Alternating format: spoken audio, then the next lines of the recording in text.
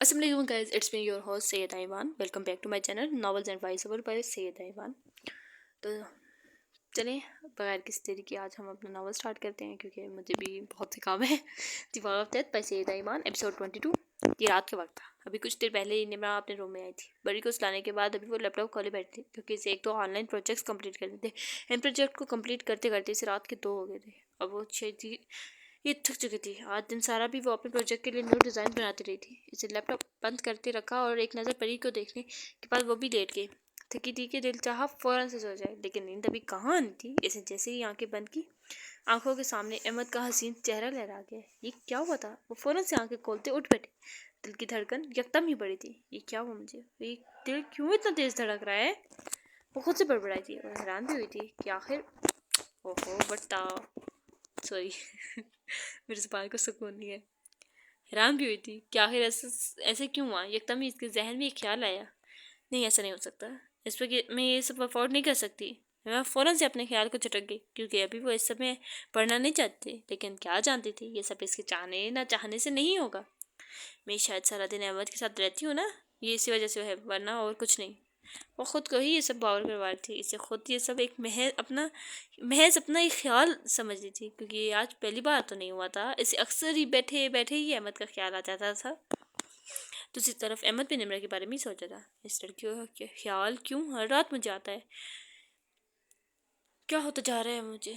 जब मैं इसको देखता हूँ तो दिल चाहता है देखता ही जाऊँ। क्यों हो रहा है मेरे साथ ऐसा? वो बेबस से बोलता है। क्यों हमेशा इसका ख्याल इसके इर्द गिर्द रहता था?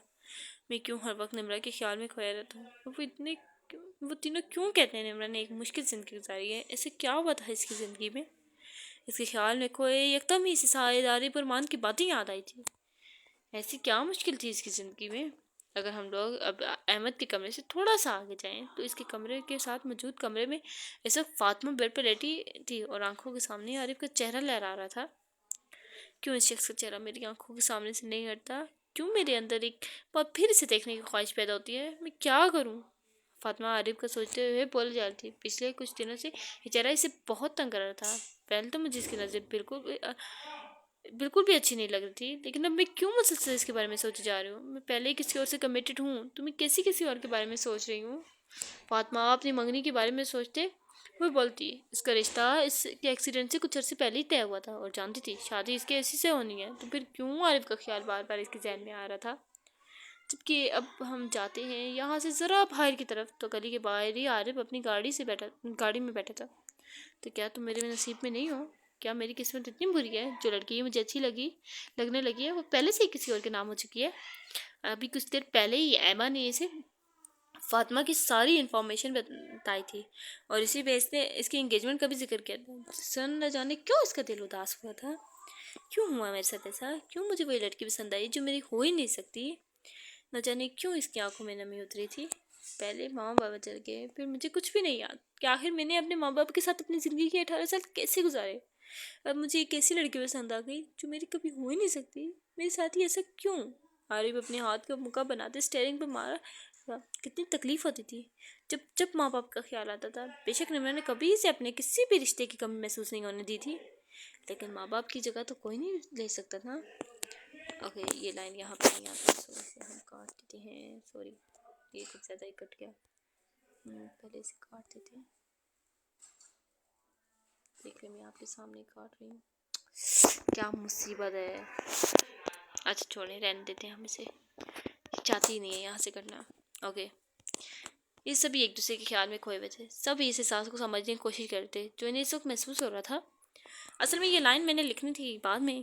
पहले मैं यहाँ पर सीन एंड करने वाली थी, लेकिन फिर मैंने सोचा कि फजर और साहिर को भी लिखना चाहिए इस सीन में, तो फिर इसको मैंने कंटिन्यू किया, तो इस लाइन को कंटिन्यू किया। खैर, जब अगर आप फजर के रूम में झांकें तो सामने ही फजर साइड लैम्प को ऑन ऑफ करती साहिर के बारे में सोच रही थी।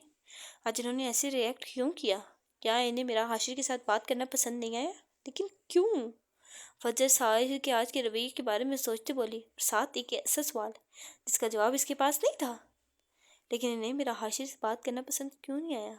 लेकिन वो भी तो जब किसी लड़के से बात करते हैं तो मुझे भी तो गुस्सा आता है ना।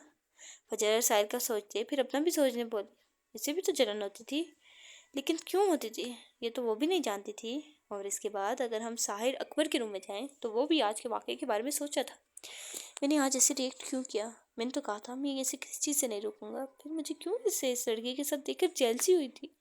क्या मैं गलत हूँ? मुझे ऐसा नहीं करना चाहिए। साहिर आज के वाक़े के बारे में सोचते हुए खुद से मुख्तलिफ सवाल करता। वो क्यों इतना जेलस फील कर रहा था?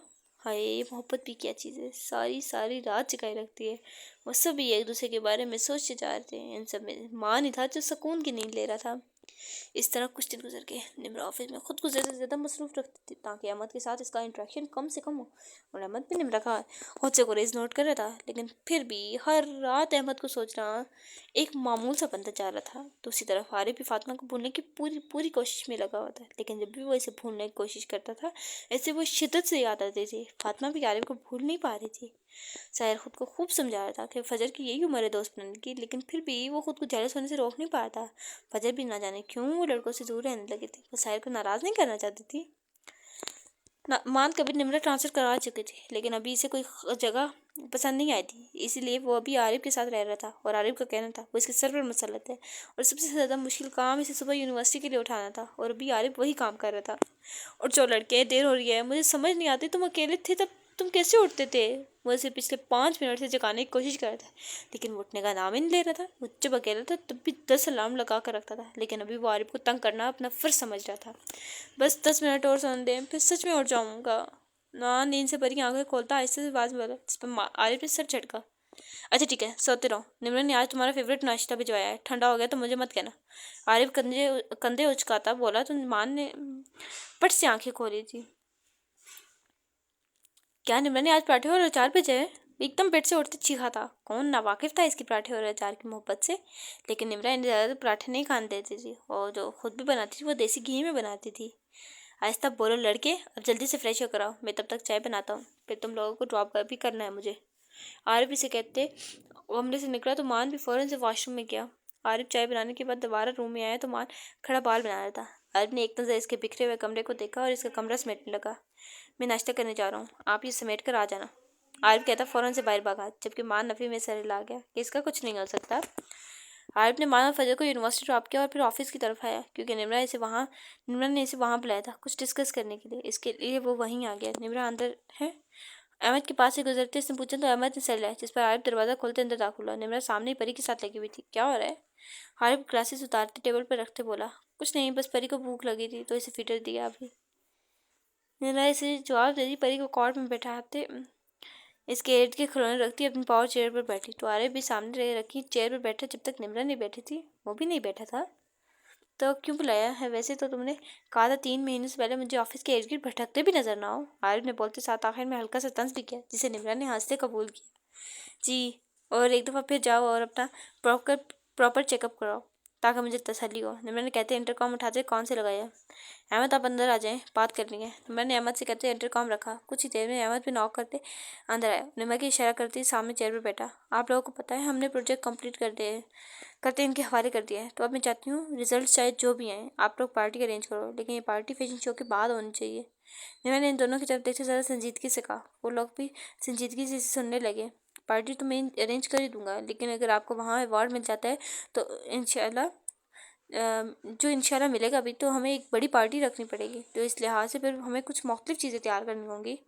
आपने इसे एक नया पहल दिखाया, जबकि इसके अवार्ड जीतने वाली बात पर अहमद ने भी इंशाल्लाह कहा था, क्योंकि फ़ैशन शो 3 दिन बाद था। कल निमरन निकलना था क्योंकि फ़ैशन शो दुबई में होने जा रहा था, जिसमें शाहिद, आरिफ, मान और फजर ने इसे बाद में ज्वाइन करने वाले थे। बात तो तुम्हारी भी ठीक है, तो फिर हमें क्या करना चाहिए? मेरे ख्याल से तो ये पार्टी इस बार वैसे भी लेट हो गई है। मैंने ज़रा परेशान से कहा, पार्टी पिछले बात के लास्ट में होनी थी और अब तो नया मंथ शुरू हो गया था। मेरे ख्याल से आरिफ की बात सही है, एक दफ़ा आपके अवार्ड का पता चल जाए, फिर एक ही दफ़ा ग्रैंड पार्टी रखी जाए।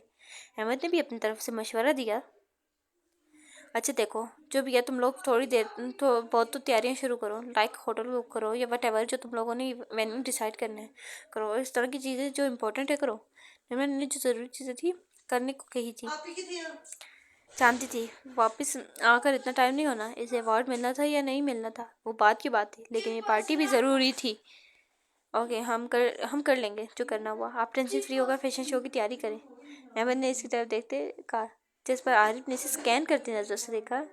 यार बाकी काम बाद में करना, पहले इस मान के कुछ करो। कसम से तंग हूँ मैं इससे, इतना कद में चाहता है और सुबह तो उठता ही नहीं है। आरिफ अहमद को इग्नोर करता अपने मसले पर आया, जिससे आजकल वो सबसे ज़्यादा तंग था।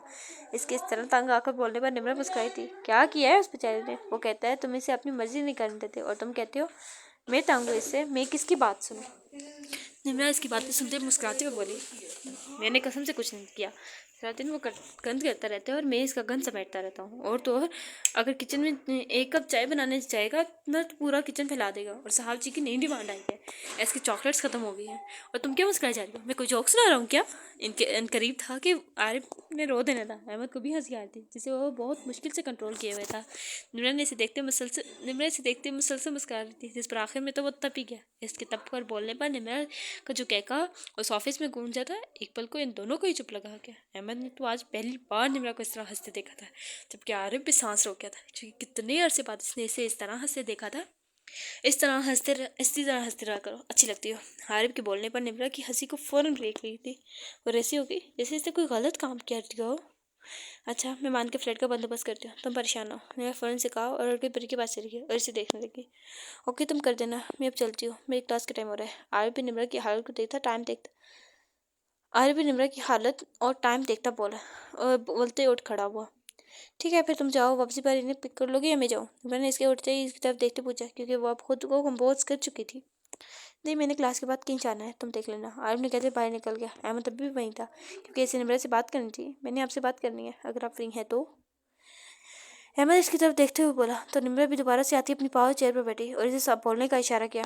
मैं काफ़ी दिनों से आपसे इस बारे में बात करना चाहता था, लेकिन आप भी इन प्रोजेक्ट में बिजी थी तो बात नहीं कर सका।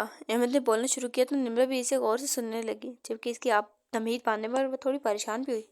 जी बोले, क्या बात करनी है? मैंने इसे आगे बात बढ़ाने का कहा। मैं हमारे इस एंगेजमेंट वाले मामले पर बात करना चाहता हूँ। असल में हमारे जिन रिश्तेदारों को पता चला है वो अम्मी को परेशान कर रहे हैं, तो अम्मी चाहती हैं कि ये मामला जितनी जल्दी हो सके हल हो जाए। या तो हम रिश्ता लेकर आपकी तरफ आते प्रॉपर एंगेजमेंट करें, या फिर इस सबको मीडिया पर क्लियर करें। मैंने सारी बातें करते आखिर में गहरा सांस भरा। निम्रा ने इसकी सारी बातें बहुत तमन से सुनी थी और इसने भी गहरा सांस भरा। मैं जानती हूँ ये मामला बहुत खींच गया है, लेकिन मैं एक दफ़ा इस सब से फारिग हो जाऊँ फिर इस मामले की तो डेफिनेटली ख़त्म करूँगी। निम्रा ने सल दी, लेकिन नहीं जानती थी वो वापस आते ही एक नई मुसीबत इसके इंतज़ार में खड़ी थी, जिसके बाद वो इस मामले को कभी ख़त्म नहीं कर सकेगी। ओके, अगर आप कहती हैं तो ठीक है। अहमद कहता उठ खड़ा हुआ। बस निम्रा पर एतमाद था उसे बस निम्रा पर एतमाद था, लेकिन इसका मामला ख़त्म करने वाली बात न जाने क्यों इसे बुरी लगी थी। मान की यहाँ ट्रांसफ़र होने का एक फ़ायदा तो इन्हें हुआ था कि इन्हें अब फजर की टेंशन नहीं होती थी। दोनों के डिपार्टमेंट में के पास ही थे, इसलिए फ्री पीरियड में मान फजर के पास ही आ जाता, क्योंकि अभी इसके कोई ख़ास दोस्त नहीं बनते। 3 दिन ही तो हुए थे इसे अभी यहाँ। अभी भी इसने क्लास ख़त्म करते ही फजर को मैसेज किया, जिस पर फजर ने फ्री होने का बताया, तो वो अभी इन्हीं के पास जा रहा था, जहाँ वो एक दरख्त के नीचे मेरी माँ और हाशिर के साथ बैठी थी। सामने से ही इन्हें मान आता दिखाई दिया, जिसने ब्लैक पैंट पर कैमल कलर की गोल गले वाली शर्ट पहन रखी थी और साथ एक सिल्वर कलर की चेन भी गले में पहन रखी थी। कलाई पर घड़ी बांधे, बाल हमेशा की तरह माथे पर बिखरे, वो बहुत ही जायज़ नज़र लग रहा था कि एक पल को तो मेरी माँ ऐसे देखती रह गई। किसे तुम सब? माँ इनके पास आते बैग नीचे रखते बोला, खुद भी इनके साथ बैठा, जिस पर मेरी माँ होश की दुनिया में वापस आई। मेरी माँ खुद भी कुछ कम नहीं थी। हसीन नकोश की मालिक वो लड़की बहुत ही खूबसूरत थी और ऊपर से आज मैरून कलर पहने थी, जिसकी गोरी रंगत पर खूब जचता था। हम ठीक, आप कैसे हैं? जवाब हाजिर ने दिया था, जिस पर मान नाक चढ़ाया। साहिर की तरह से भी ये लड़का कुछ खास पसंद नहीं आया था। इसे देखते ही कुछ नेगेटिव फीलिंग्स आती थी, लेकिन फजर के दोस्त होने की वजह से कुछ कह नहीं सकता था। तो फिर आप लोग भी चल रहे हो फैशन शो पे? फजर ने हाशिर और मेरी माँ से पूछा, जिस पर मेरी माँ ज़रा उदास हुई। यार भाई परमिशन ही नहीं दे रहे, वरना मेरा तो ना भी बहुत दिल है। मेरी माँ ज़रा उदासी बोली, लेकिन फजर को इसकी उदासी ज़रा पसंद नहीं आई थी। क्यों, तुम्हारे भाई साहब को क्या मसला है? हमारे साथ चल लेना, बल्कि अब ये बोलती हूँ वो खुद ही तुम्हारे भाई से बात कर लेंगी।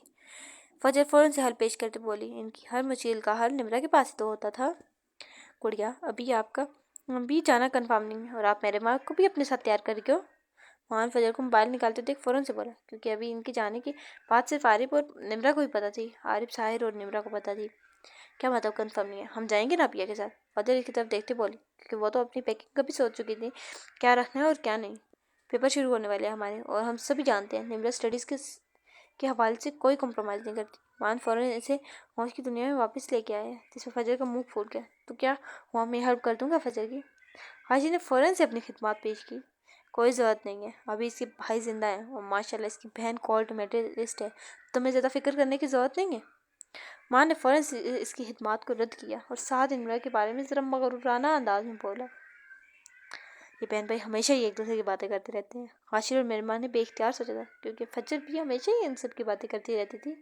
अच्छा चलो अब कुछ खाने चलते हैं। फजर बाद में निमरा से बात करने का सोचते अभी अपनी भूख मिटाने का बोली, ओए सुबह तुम्हारे नाश्ते की वजह से हम लेट हुए थे और अब फिर तुम्हें भूख लगी है।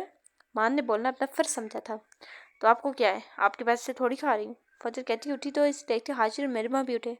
अच्छा चलो अब तुम सब भी खा रहे हो तो मैं भी खा ही लेती हूँ। मान भी इनके साथ ही उठता बोला, अरे भाई बता रहे थे मुझे आप सुबह 2 पराठे खा कर आए हैं। फजर ने भी फ़ौरन से तंज का तीर चलाया, माशाल्लाह बड़ी लड़की, नज़र लगानी है क्या। मान भी बोलता है, फ़ौरन से आगे भागा, क्यों बदतमीज़ मान भाई। फजर भी कहते फ़ौरन से इसके पीछे भाग, क्योंकि मेरे माँ और हाशिर तो इन दोनों को देखते ही रहे। वो लोग पीछे ले 2-3 दिन से ऐसे ही इग्नोर होते आ रहे थे। जैसे ही मान आता फजर के साथ लग जाती थी। निमरा मान और फजर की क्लास ख़त्म होने का पूछते ही इन्हें लेने आ गई थी और अभी पिछले 10 मिनट से इंतज़ार कर रही थी, लेकिन उन्होंने ना आने की कसम खा रखी थी। कहाँ रह गए आज ये, उन्होंने मोबाइल पर टाइम देखते कहा और परी को भी साथ लेकर आई थी, जो फिलहाल पैसेंजर सीट पर बैठी इधर से उधर देख रही थी और साथ ही अपने छोटे छोटे हाथों में छोटू से टेडी बियर को पकड़े हुए थी। निमरा ने फ़ोन उठाते नुमान का नंबर मिलाया ही था कि जब इसे सामने से दोनों आते नजर आए। निमरा की गाड़ी देखते फ़ौरन इसकी तरफ आए थे। कहाँ रह गए थे आज तुम दोनों, मैं कितनी देर से वेट कर रही हूँ। निमरा इनके पास आते खुद भी गाड़ी से निकली थी। निमरा निकली और वो दोनों फ़ौरन से निमरा के पास आए और मान ने फजर को कोई इशारा किया था, अब बेस्ट ऑफ क्या इन द वर्ल्ड हो। फजर ने मान के इशारे पर फ़ौरन से निमरा के करीब होते से बोलती, जब निमरा ने इसे देखा जानती थी अब कुछ बात मनवानी होगी। हाँ निमरा आप तो सबसे अच्छी हो, मान फ़ौरन से बोल, जिस पर निमरा ने दोनों को आईब्रोज काते हुए देखा। क्या चाहिए तुम दोनों को, क्या प्लान चल रहा है तुम दोनों का। निमरा ने दोनों के मुस्का लगाने पर बोलती, देखा दोनों ने ही फ़ौरन से नफी की थी। नहीं हमें क्या चाहिए हो सकता है, हम तो वैसे ही कह रहे हैं। मान फ़ौरन से संभल कर बोलता, बात तो मनवानी थी लेकिन आहिस्ता से।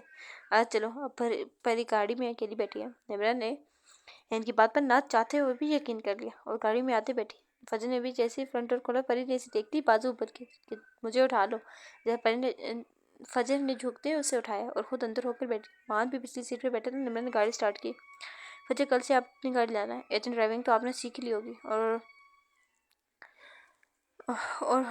तो आप और मान फिर साथ में आना जाना कर लेना। वैसे भी मैंने कल जाना है तो आर्यन ने ऑफिस हैंडल करना है और सायर हॉस्पिटल होगा। निमरा ने गाड़ी ध्यान से मोड़ने के बाद इनसे कहा था, ओके फिर मैं कल अपनी गाड़ी लाऊंगी। जब से आपने मुझे गाड़ी गिफ्ट की है दूर दूर से ही देखकर गुजारा करी थी। फजर फ़ौरन से खुश होकर बोलती, जबकि माँ कुछ उदास हुआ था। इसकी उदासी निमरा ने बैग व्यू मिरर से देखते भांप ली थी। और तुम्हारी हैवी बाइक भी जल्दी आ जाएगी। निमरा इसकी उदासी को देखते बोलती, जानती थी वो क्यों उदास हुआ है। इसने कभी इन्हें फजर से कम नहीं समझा था। सच में निमरा आप सच में बेस्ट हो। पहले एक ही उदासी की दूर जा सोई थी, वो भी फजर की तरह खुशी से बोला था। अच्छा भैया अब आप हमारी ये बातें सुन ही रही हैं तो एक और बात है। फजर निमरा के तासुरात पर नज़र रखते जरा संभल के बोली, कैसी बात है मुझे बता दो, क्योंकि तुम लोग जितनी बटरिंग कर रहे हो ऐसे मुझे पहले ही पता चल रहा है। कोई बात तो मनवानी है तुम लोगों ने। निमरा इनके मुद्दे के आन पर बोली थी, ये जानती तो पहले से ही थी कुछ ना कुछ काम ही होगा। नहीं वैसी भी बात नहीं है, हम बटरिंग नहीं करते। मान बुरा मनाते बोला, जिस पर निमरा मुस्कुराई थी। अच्छा तो फिर कैसा है। ऐसा है कि हम भी शो पर जाने जाते हैं। निमरा के सवाल पर मान ने जवाब दिया, जिस पर निमरा ने इन्हें ज़रा हैरान होकर देखा। जा तो वो रहे थे फिर इससे रिक्वेस्ट करने का मकसद।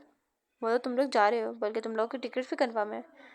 मैंने कल जाना है और तुम लोगों ने परसों रात में मुझे ज्वाइन करना है। मैंने ज़रा हैरान होकर इन्हें बताया, क्या सायर और आरिफ ने इन्हें नहीं बताया था।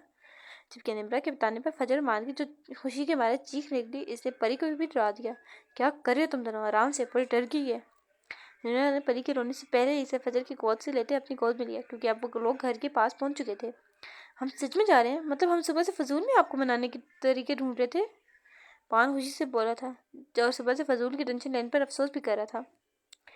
पागल हो तुम लोग बिल्कुल। निमरा कहते गाड़ी घर के अंदर एंटर की, क्योंकि गार्ड ने पहले ही गेट खोल दिया था। इसने गाड़ी कार पहुंच में रोकी। चलो तुम लोग जाकर फ्रेश हो, मैं खाना लगाती हूँ। निमरा गाड़ी से उतरते इन दोनों से बोली और परी को उठाते अंदर की तरफ गई।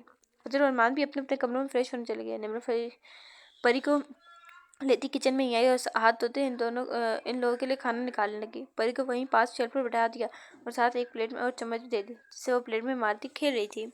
इसे जल्दी जल्दी खाना गर्म करते टेबल पर लगाया, साथ एक नज़र परी को भी देख रही थी। इसके खाना लगाते वो दोनों भी क्या गए थे। तुम लोग खाना खाओ, मैं निकलने लगी हूँ, मुझे ऑफिस में काम है। वैसे भी फिर मैंने निकलना है, तो कल निकलना है तो आज सारे काम निपटाने हैं। निमरा परी को उठाए बोली, अरे खाना तो खा ले। इसे पैर की चांदी पे जाते देख मान बोला, नहीं मुझे भूख नहीं है, तुम लोग खाओ। मैंने वहीं से खड़े आँख लगाई। जब मान फौरन उठते इसके पास आया, ये क्या बात हुई, भूख नहीं, इधर आए बैठे और खाना खाएं, फिर जो करना हुआ करना। अभी कुछ दिन पहले आपकी जो हालत हुई है वो अभी भूली नहीं है हमें। माँ ने इसे कंधों से थामते डाइनिंग के टेबल के पास लाया और इसे सरबराही कुर्सी पर बिठाया। मुझे पहले ही बहुत काम है, टाइम नहीं है। निमरा इसकी तरफ देखते बेबस से बोलती तो माँ ने परी को इसकी गोद से लिया। फजर ने इसकी प्लेट में बिरयानी निकाली तो फजर निमरा को मजबूरन बैठना ही पड़ा। ये ख़त्म करें पहले, फिर जो मर्जी करना काम करना हुआ करना। फजर भी बोली। जिस पर निमरा ने बैठते इनके साथ जल्दी जल्दी खाना खाया और इनसे जान छुड़ाती ऑफिस की तरफ आई। परी को इन्हीं के पास छोड़ कर आई थी। वहाँ के जो काम निपटाने थे वो निपटाए, तब तक शाम के 5 हो गए थे। परी फिर मॉल की तरफ गई, वहाँ से कुछ शॉपिंग करनी थी और ज़्यादा शॉपिंग इसने फजर सामान साहिल और आरिफ की थी, क्योंकि इन्होंने भी जाना था तो इनकी जो चीज़ें स्केल में थी इसने खरीदी। फिर मार्ट की तरफ गई, वहाँ से मान और फजर के लिए स्नैक्स लिए जिनसे इसकी ऑलमोस्ट कार्ड पड़ चुकी थी, क्योंकि इनसे में से आधी चीज़ें इनके कमरों में जानी थी, आधी किचन में, तो कुछ इनकी यूनिवर्सिटी बैग में। इनकी शॉपिंग करने के बाद वो अभी खासी थक चुकी थी और अभी इसने जाकर इनकी सबकी पैकिंग भी करनी थी। वो शॉपिंग मॉल से निकलते अब सीधा घर के लिए निकली थी। घर पहुंचते ही मुलाजमा गाड़ी में से चीज़ें निकालते कहते वो अंदर आई थी। साहिर आरिफ वान फजर सभी वहीं बैठे थे। परी भी इनके साथ ही थी। उफ, आज तो मैं बहुत थक गई। निमरा घर के फजर के साथ सोफे पर आकर बैठी तो वो उठकर इसके लिए पानी लेने चली गई। परी से देखते ही इसके पास पहुंचने की कोशिश करने लगी तो नैना ने इसकी कोशिश देखते ही इसे अपनी गोद में उठाया। तभी फजर इसके लिए पानी का गिलास लाई। तो आपकी कल की फ़्लाइट कितने बजे की है? साहिर ने इसके पानी का गिलास रखते ही पूछा। फ्लाइट तो दिन 2 बजे की है, लेकिन उन्होंने जाना पहले ही पड़ेगा। निमरा ने भी इस तरफ मतवजा होते से जवाब दिया। ओके, तो फिर मैं कल ऑफ ले लेता हूँ और फिर आपको ड्रॉप कर दूंगा। माँ ने फ़ौरन से अपनी खिदमत पेश करना चाहिए।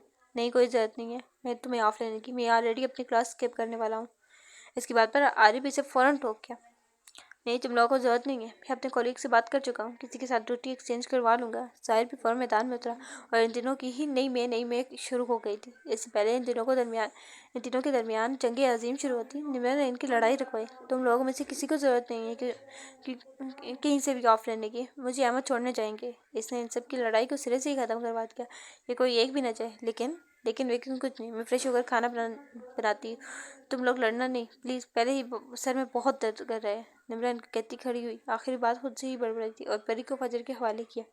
नहीं, आज खाना हम बनाएंगे, आप आराम करें, वैसे भी आप शॉपिंग से थक गई होंगी और अभी ये चीज़ें भी समेटनी है आपने। आरिफ ने फ़ौरन से इसे खड़े होते बोला और साथ में इन दोनों को भी ज़बरदस्ती खड़ा किया। नहीं, कोई ज़रूरत नहीं है मेरा किचन अंदर करने की, मैं खुद ही कर लूँगी। तुम लोगों के खाना बनाने के बाद मैं 2 घंटे लग जाने किचन को समेटने में। निमरा इसकी बात को सिरे से ही रद्द कर गई। आज अच्छे से जानती थी जब ये चारों किचन में घुस जाते थे तो क्या हालत होता किचन था। नहीं, हम सब कुछ साथ साथ समेटेंगे, पक्का। आप करो अपने काम। अब माँ ने कह ही दिया था, साहिर भी मान ही गया। आरिफ को ये किचन के काम कुछ खास पसंद नहीं थे, इसलिए खामोशी रहा। क्योंकि फजर भी खामोशी थी, क्योंकि इसे कुछ खास बनाने आता नहीं था। अच्छा ठीक है, जो करना है करो, लेकिन मुझे मेरा किचन ऐसा ही चाहिए और फिर खुद भी ध्यान से काम करना। पता चले एक का हाथ चलाओ और दूसरे का कटाओ। निमरा को इनको हिदायत करती सारे शब्द बैग डालते इन लड़कों के रूम्स की तरफ जानी पड़ी तो इन सब ने भी अपने बारीक कदम शरीफ किचन में रखे। परी को इन्होंने मुलाजमा के हवाले कर दिया था। निमरा पहले आरिफ के कमरे में गई, इसका बैग पैक किया, जो चीज़ें वहीं रखने वाली थी वहाँ रखी। फिर साहिर के रूम में गई, इसका भी बैग पैक किया और अब वो मान के रूम में कर दी। जिसका बैग उतारते जैसे ही इसने कपड़े निकालने के लिए अलमारी खोली, सामने का हाल देखते इसका तो सिर चकरा कर रह गया। ये क्या हाल बनाया हुआ इस लड़के ने, मुझे तो टाइम ही नहीं मिला कुछ करने का। इसकी अलमारी का हाथ देखते बोली, ये इधर की चीज़ें उधर, उधर की चीज़ें इधर भी पड़ी थी। फिर इसने इसकी अलमारी अच्छे से सेट की। जीन्स एक तरफ, एक कलर की शर्ट्स एक तरफ, कोट्स वगैरह एक तरफ और शलवार सूट एक तरफ रखे। इसके बाद इसका भी बैग पैक किया और स्पेशली इसके स्नैक्स पैक किए। इधर ही इसे 1 घंटा लग गया था। ऐसे सोचा एक नज़र इन्हें देख के आखिर कर कह रहे हैं, लेकिन फिर सर झटकते ऊपर चली गई। हाय, क्या जानती थी, बाद में अफसोस करना था कि काश एक नज़र देख ही लिया होता। जाते हुए परी को भी साथ ले लिया। ऊपर आते ही पहले फजर की पैकिंग की, फिर अपने रूम में गई। परी को बेड पर बिठाते इसके इर्द गिर्द तकियों से बाउंड्री बनाई और जल्दी से फ्रेश होकर आई। फिर आते ही अपनी और परी की पैकिंग की और अब जाकर फारिग हुई तो परी के पास बैठते इसे अपनी गोद में बिठाया। माँ परी को इग्नोर करती है। माँ बहुत बुरी है ना, अपने बच्चे को बिल्कुल टाइम नहीं देती है। मैं परी को गोद में उठाया, अपने से प्यार करते हुए बोली। जानती थी वो परी को वैसे टाइम नहीं दे पाती जिसे देना चाहिए, लेकिन वो भी क्या करती, परी अपनी जुबान में इसकी बात का जवाब देती, जिसे इसे समझना किसी के बस की बात नहीं थी। लेकिन वो माँ थी ना, तो बिन कहे भी समझ जाती है। मम्मा अपने बेबी को अब टाइम देने की कोशिश करेंगे, क्योंकि अब मेरा बेबी बड़ा होता जा रहा है। निभा उसके फूले फूले गुलाबी गालों पर प्यार करते ऐसी बातें करते रही। फिर कितनी देर इसके साथ खेलते रहने के बाद इसे इन लोगों का ख्याल आया जो किचन में घुसे थे। अब बनाना क्या है, बोल तो दिया है बनाएंगे। किचन में आते ही माँ ने इन सबसे सवाल किया, जिस पर आरिफ को तो गुस्सा आया। हाँ, जब पता ही नहीं था क्या बनाना है, फिर क्या जरूरत थी बोलने की। आरिफ फौरन से तड़कर बोला, पता नहीं क्यों चिड़चिड़ा हुआ था आज वो इतना। यार निम्रा थकी हुई थी, और आप लोगों को पता है हम सबकी पैकिंग भी अभी इन्होंने करनी थी। मैंने सोचा क्यों ना खाना हम बना लें। माँ ने असल वजह बताई कि आखिर इससे खाना बनाने का क्यों सोचा। वो तो ठीक है, लेकिन बनाना क्या है। फजर भी वही सवाल किया जो पहले मान नहीं किया था। तुम लोग देख लो क्या बनाना है, मुझे तो मत ही घसीटना है सब में। आरिफ कहते साथ जाकर किचन में मौजूद डाइनिंग टेबल की चेयर खींच से इस पर बैठ गया। चलो जी, आरिफ की तरफ से साफ जवाब आ गया है। अब ऐसा करते हैं, कोई आसान सी डिश बनाते हैं जो जल्दी बन जाए। आरिफ साफ इनकार करने पर सारे लोगों से बोल रहा तो किचन तो एक मिनट, लिखा हुआ है किचन मैक्रोनीज, चिकन मैक्रोनीज बनाते हैं ना।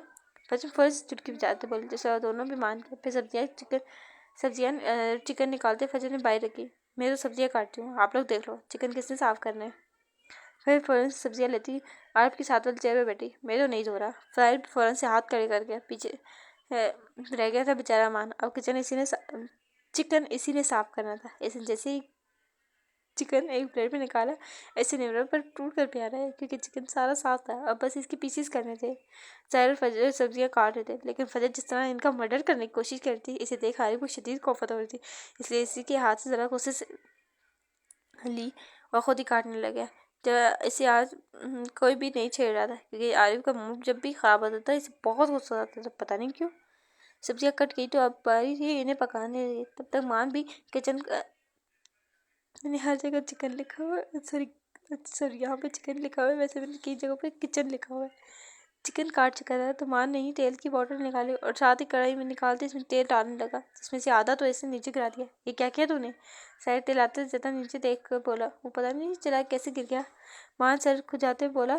फिर सब्जियां फ्राई की। मान सब्जियां फ्राई कर रहा था तो फजर मैक्रोनीज निकालने का सोचा। मैं मैक्रोनीज निकालती हूँ, फिर वो भी बॉईल करनी है। फजर ने कहते ही इतराज़ करा, लेकिन एक तो वो ऊपर पड़ी थी और इनके सामने चावलों का डब्बा पड़ा था। फजर ने ऐसे हटाने की कोशिश की, लेकिन नहीं हुआ। तभी साहिल से देखते इसके पीछे खड़ा हुआ, तो फजर ने भी फ़ौरन से पीछे की तरफ मुड़ी। दोनों की आंखें मिली। वो दोनों ही एक दूसरे की आंखों में खोए हुए थे। जब साहिल के हाथ लगने से आगे रखा चावलों का डब्बा साहिल के सर पर लगते नीचे गिरा, तो वो दोनों भी होश की दुनिया में वापस लौटे। लो जी, मैंने पहले ही कहा था मेरा किचन गंदा नहीं करना। पहले एक ने आज गिराया, अब तुम दोनों ये गिरा दिए। कोई हार है तुम लोगों का। आरिफ चावल गिरने पर गुस्से से बोला। पहले ही मूड खराब था, ऊपर से ये लोग आरिफ की गुस्सा करने पर वो तीनों ही बिल्कुल खामोश हो गए थे। मैं जा रहा हूँ, जो करना है करो। आरिफ कहता किचन हाँ सही है, किचन से बाहर निकल गया। तो अब इन सब ने एक दूसरे की तरफ देखा। आज इसे क्या हुआ है, सुबह से ही मुंह बना हुआ है इसका। साहिद भाई दरवाजे पर नजर जमाए संजीदगी से बोला। इस पर इन दोनों ने ही कंधे उचकाए। फिर उन्होंने इसी तरह गंदे किचन में काम किया, फिर आखिर इनकी मैक्रोनीज बनकर तैयार हुई। देखने में तो ठीक ही लग रही थी, अब टेस्ट में कैसी थी ये तो खाने पर ही पता चलना था। सभी अभी वो लोग बाउल में निकाल ही रहे थे जब निम्रा किचन में आई और अपने किचन की हालत देखते जैसे अपने सामने सब कुछ चकराता देखा। बेड पर पड़ी टेबल पर पड़ी सब्जियां और कचरा भी वहीं पड़ा था। कुछ भी वहीं चेयर्स के पास नीचे गिरा पड़ा था। शेल्फ के पास नीचे गिरे चावल, शेल्फ पर गिरा ऑयल और पूरी शेल्फ बर्तनों से भरी पड़ी थी। ये क्या किया तुम लोगों ने। ऐसे बस अब सच में रोना आ रहा था अपने किचन की हालत देखते। थोड़ा सा गंदा हो गया। फतेह की तरफ मुड़ते बोली, जिस पर इसे मजीद गुस्सा आया। ये थोड़ा सा लग रहा है, ये थोड़ा है तो ज़्यादा क्या होता है। निवेश इस पर ज़रा गुस्से से बोल थी। यार क्या हो गया है आप लोगों को। पहले आरिफ गुस्सा करके गया और अब आप। साहिल की तरफ देखते मुंह बनाते बोला, और मैं करीज वाला बाउल उठाते इसके पास से गुजरते बाहर जाने लगा जब मैंने इसे बाजू से पकड़ते रोका।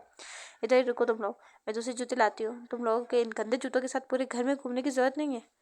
निम्रा कहती बाहर की और मुलाजिम से कहते इन तीनों के जूते मंगवाए। आरिफ बाहर ही परी के साथ लगा हुआ था। निम्रा ने इनके जूते चेंज करवाए और बाहर भेजा। तुम लोग अब अंदर मत आना, ये ज़रा ये चीज़ें समेट लूँ। निम्रा ने कहते टेबल से पहले सब्जियाँ उठाते इकट्ठी की। तभी वो तीनों फिर किचन के दरवाजे में खड़े हुए थे।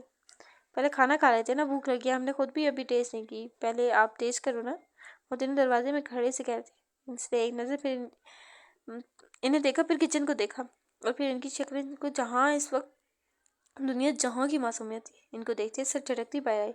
आरिफ आ जाओ, खाना खाओ। मैंने आरिफ को भी आवाज़ लगाई तो वो भी परी को उठाते इधर ही आ गया।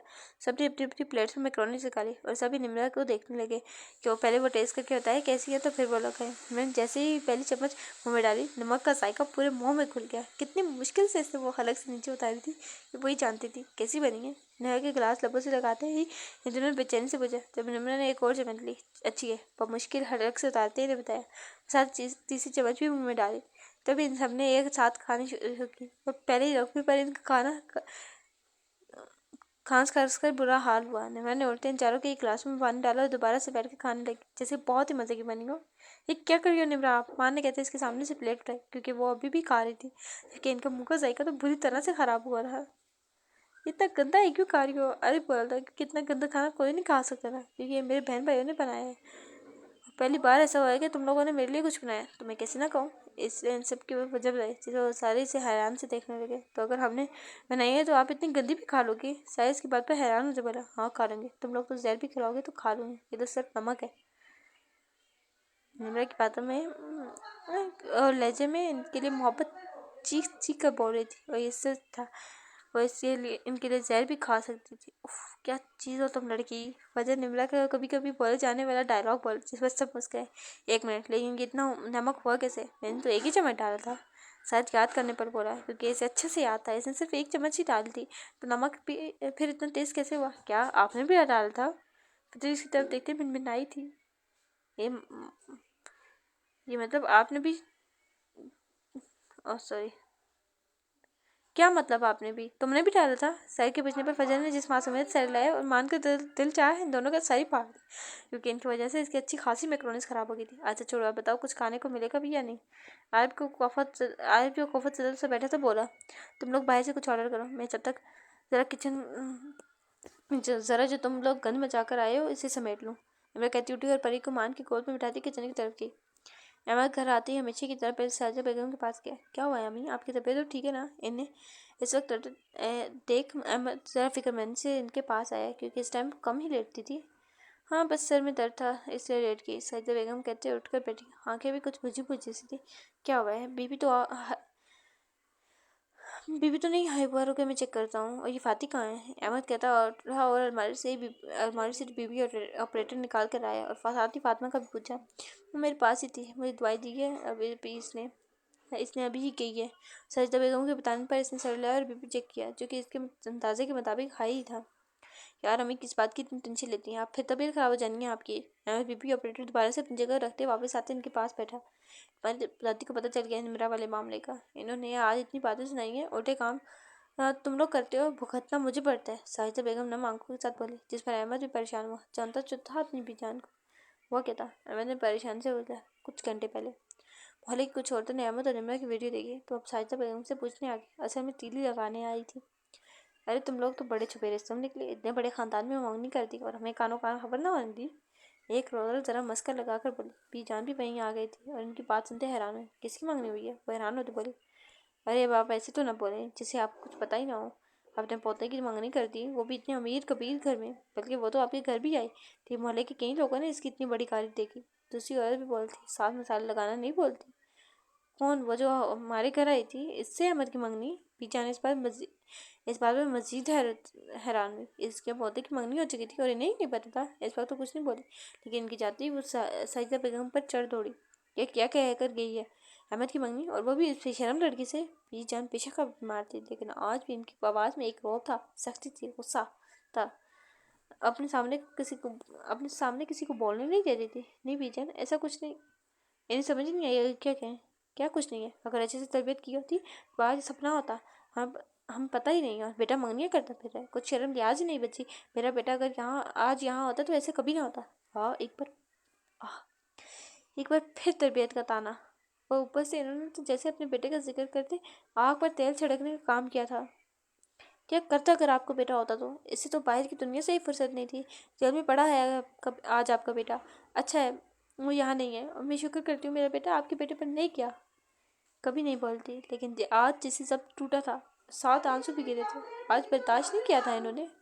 अरे आप क्या जाने किस मुश्किल से मैंने इनकी तरबियत की है। आपका बेटा तो निकल जाता था और 3-4 दिन तक वापस ही नहीं आता था। कैसे मांग मांग कर मैंने आपको और अपने बच्चों को खिलाया मुझे ही पता है, इसलिए दोबारा अपने बेटे का जिक्र मेरे सामने मत करना।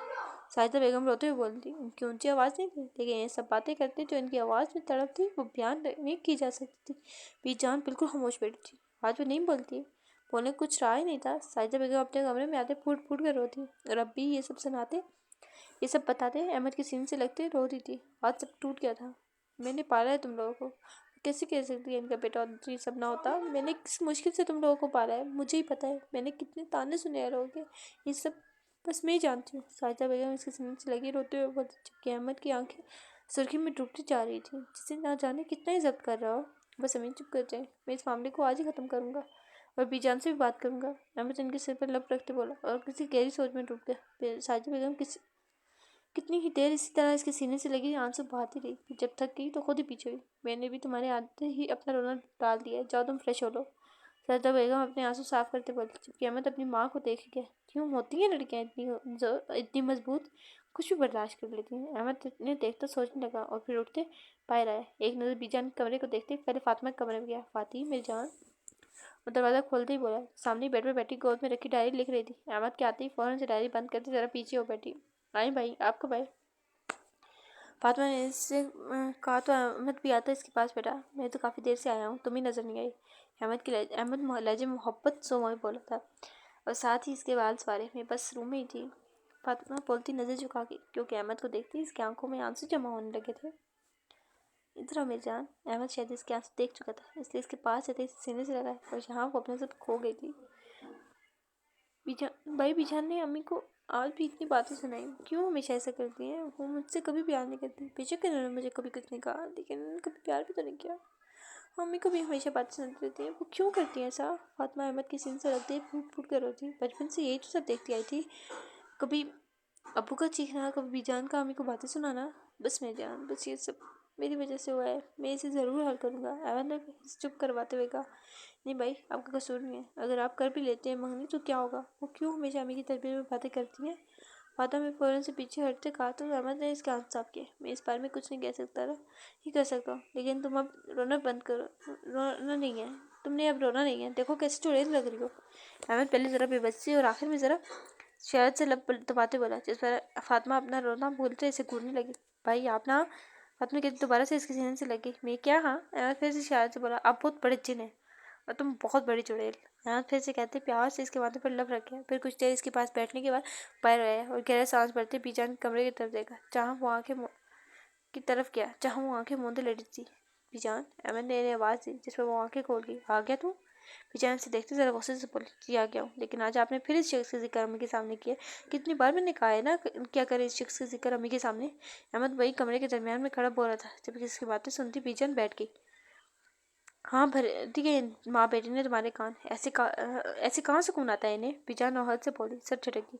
आप भी जानती है कि वो कैसे शख्स है। फिर भी आप? अहमद एक दफ़ा फिर बोला, जिस पर बीजान ने ये बात को गुस्से से काटा। ये क्या वो शख्स लगा रखा है? बाप है वो तुम्हारा? बीजान ज़रा गुस्से से बोलती। नहीं है वो मेरा बाप। मैंने इन्हें कभी भी अपनी माँ से इज्जत से बात करते नहीं देखा। हमेशा इन्हें अम्मी को बातें सुनाते हैं, इन्हें मारते पीटते ही देखा है, और अब तो अपने गैर कानूनी कामों की वजह से वो जेल में है और मेरे लिए मर चुके हैं। मैं गुस्से से चीखते हुए बोला। इस शख्स का जिक्र से इतना गुस्सा दिलाएगा कोई नहीं जानता था। वो कहते ही बीजान के कमरे से निकलता अपने कमरे में आते धाड़ दरवाज़ा बंद करके और वहीं नीचे बैठते चले गए, क्योंकि पीछे बीजान अपनी जगह बैठी रहेगी। क्या मेरे बेटे की औलाद इससे इतनी नफरत करती है? बीजान सोचते निढाल सी होगी। अहमद वहीं दरवाजे से टेक लगाते बैठ गया, जब सजदा बेगम ने आते इसके दरवाज़ा चेक करके इसकी सारी बातें तो वो भी सुन चुकी थी। अहमद बेटा दरवाज़ा खोलो। साजिदा बेगम दरवाज़ा बजाते बोलते अहमद ने अपनी नम आंखें रगड़ते दरवाज़ा खोला तो इसकी सुर्ख आंखें देखते वो तड़प ही तो उठी थी। अहमद मेरे बच्चे। साजिदा बेगम इनसे बात पकड़ते बेड पर बैठा है। अहमद जो भी है, तुम्हें अपने बाप के बारे में इस तरह बात नहीं बोलना चाहिए, और ना ही बीजान से इस तरह बात करनी चाहिए। साजिदा बेगम इसे समझाने वाले अंदाज में बोली। वो बगैर कोई जवाब दिए अपने इनकी गोद में सर रखते लड़ गया, और साजिदा बेगम की इसकी बालों में उंगलियां चलाने लगी। अब मैं सब बर्दाश्त कर सकता हूँ, लेकिन आप लोग की आंखों में आंसू बर्दाश्त नहीं कर सकता। अहमद इस तरह इनकी गोद में सर रखे बोला, वो इसकी बातों पर कुछ नहीं बोलती। और फिर इस तरह कितनी देर इसके बालों में उंगलियां जाती रही और वो भी कुछ पुरसुकून हुआ तो उठ बैठा। मैं फ्रेश हो लूँ, आप आराम करें, खाना के मैं देख लूँगा। अहमद उठते बोला और वॉशरूम चला गया। तो साइजा बेगम भी उठते बाहर गई। तकरीबन 10 मिनट बाद अहमद फ्रेश होकर आया तो आते ही फ़ोन उठाते निम्रा को कॉल किया। निम्रा जो अभी अभी किचन की सफाई करके फारिग हुई थी, अहमद की कॉल देखते फ़ौरन पिकी। जी खैरियत? ज़रा परेशान हुई थी क्योंकि अहमद ने इसे कभी भी इस टाइम कॉल नहीं की थी। मैं जानता हूँ आपने कहा है कि आप आने के बाद इस मसले के बारे में सब क्लियर करेंगी, लेकिन मेरी फैमिली इस वजह से बहुत से इश्यूज हो रहे हैं। अहमद ने इसके फ़ोन उठाते ही कहा, जिससे निम्रा कुछ परेशान हुई। इसने परेशान ये सब नहीं नोट की थी तो वो उठती साइड पर आके, क्या आप कुछ ये सब हैंडल नहीं कर सकते हैं? निम्रा ज़रा बेबस से बोली कि अभी तो इसने सोचा ही नहीं था कुछ। नहीं, अगर आप इसे हल कर सकती हैं तो प्लीज़ जल्द से जल्द हल करें। अहमद ने दोबारा से अपनी बात रही। ओके, मैं कुछ करती हूँ। मैं कहते कॉल कट कीजिए। दोबारा से आते इनके पास बैठी। क्या बने मेरा, सब ठीक है? इसे परेशान देखते आलिफ बोलता, नहीं, माँ का यह लफ्ज़ी जवाब इन सबको परेशान कर गया, क्योंकि जो भी हो वो हमेशा ही कहती सब ठीक है। क्या हुआ, कोई मसला है? हमें बताएं। साहिर इसकी तरफ देखते ही बेचैनी से बोला, अहमद ये एंगेजमेंट तोड़ना चाहते हैं।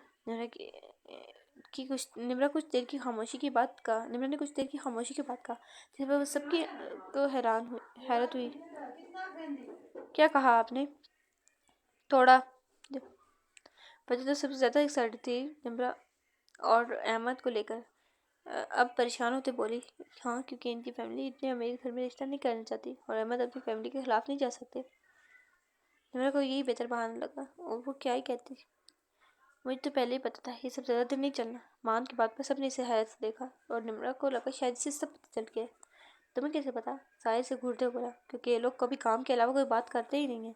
मान की बात पर निम्रा ने इसे हैरत से देखा। क्या मतलब है तुम्हारा? निम्रा ने पूछा। मैं इस दिन स्टडी में माइक्रोफोन लगा कर आया था, पता चले आखिर आप तो सीरियस लोगों की मोहब्बत कैसी है। लेकिन मजा है जो दोनों ने कहीं काम के अलावा कोई बात की हो। वो खुद ही अपना कारनामा सब कुछ ना था। जिस वक्त निम्रा ने तो इसे पूरा, जबकि बाकी सब हंसने लगे। कोई हाल नहीं है तुम्हारे लड़के, साये से सरजनिश करते बोला। छोड़ो इस सबको। निम्रा, तो अब क्या करना है? और ज़रा संजीदगी होते बोला, मैंने इस न्यूज़ को पब्लिक करना है, लेकिन कैसे? ने इसे बताया, जिस पर इसने अफसोस से कर क्या रहे हो तुम दोनों? अभी कुछ दिन पहले तुम लोगों ने अपनी एंगेजमेंट अनाउंस किया और अभी इतनी जल्दी एंगेजमेंट टूटने की अनाउंसमेंट करनी है तुम लोगों ने? आपकी समझ से तो कम अज़ कम ये सब बाहर था। पता बातें नहीं सुनाओ, मशवरा दो। निम्रा से घूरते हुए बोली। सो गाइस, ये थी हमारी आज की एपिसोड। बाकी अब निम्रा क्या करेगी, किस तरह की एंगेजमेंट तोड़ेगी और आगे जाके फिर दोबारा ये कैसे मिलेंगे, ये अब शायद नेक्स्ट एपिसोड में या उससे नेक्स्ट एपिसोड में आपको पता चल जाएगा। तो तब तक के लिए अल्लाह हाफिज़। मेरे चैनल को सब्सक्राइब करें। मैं हमेशा अल्लाह हाफिज़ के बाद ये बातें बोलती हूँ क्योंकि मेरे दिमाग से निकल जाती है और फिर अल्लाह हाफिज़ के बाद मुझे ये बातें याद आती है। खैर, मेरे चैनल को सब्सक्राइब करें और बेल आइकन को भी ऑन करें ताकि आपको हर आने वाली नई नोटिफिकेशन मिले। उसके बाद अगर नॉवल अच्छा लग रहा हो तो वीडियो को लाइक करें, कमेंट करें और साथ साथ अपने दोस्तों के साथ शेयर करें। तो चलें, मिलते हैं अपनी नेक्स्ट वीडियो में। तब तक के लिए अल्लाह हाफिज़।